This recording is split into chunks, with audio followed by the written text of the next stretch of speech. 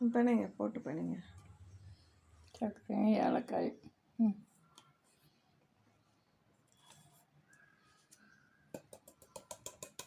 மைதா சக்கரை ஏலக்காய் சர்க்கரை ஏலக்காயை பவுட்ரு பண்ணி மைதாவோடு போட்டு மிக்ஸ் பண்ணணும்.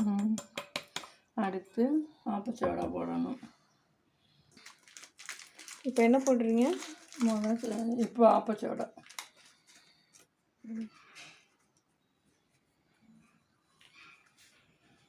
அரை டீஸ்பூன் ஆப்பச்சோடான்னு போட்டு.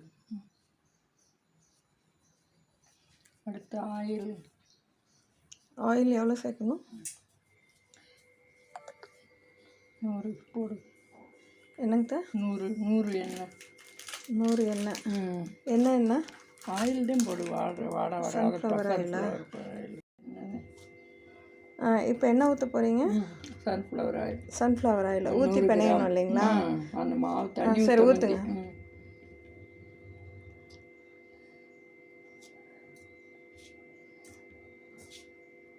மைதா சர்க்கரை ஏலக்காய் அடித்து போட்டது ஆப்பச்சோடா எண்ணெய் போட்டு நல்லா பிணையணும்.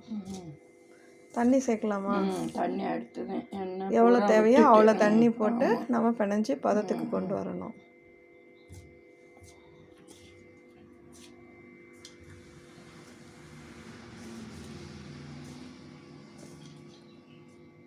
இப்போ தண்ணி சேர்க்க போகிறீங்களா? அடுத்து 1/4 மணி நேரம் மூடி போட்டு மூடி வைக்கணும். சொல்லுங்கள் சீக்கிரம். என்ன பண்ணிகிட்ருக்கீங்க இப்போ? என்ன பண்ணிகிட்ருக்கீங்க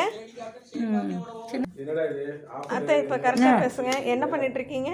சின்னதாக கட் பண்ணணும். கட் பண்ணி உருட்டி போட்டு எண்ணெயில் போட்டு எடுக்கணும். அப்படியா?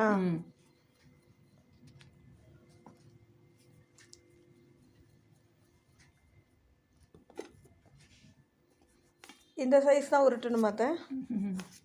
நம்ம விருப்பப்படி போட்டுக்கலாம். சின்னதாக பெருசாக நம்ம விருப்பப்படி எவ்வளோ சின்னதாக போடணும்னு போட்டுக்கலாம், பெருசாக போடணும்னு போட்டுக்கலாம்.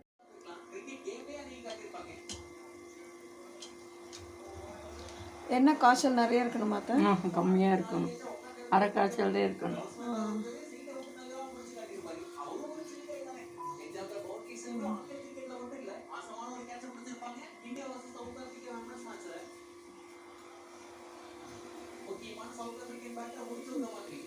போதுங்க.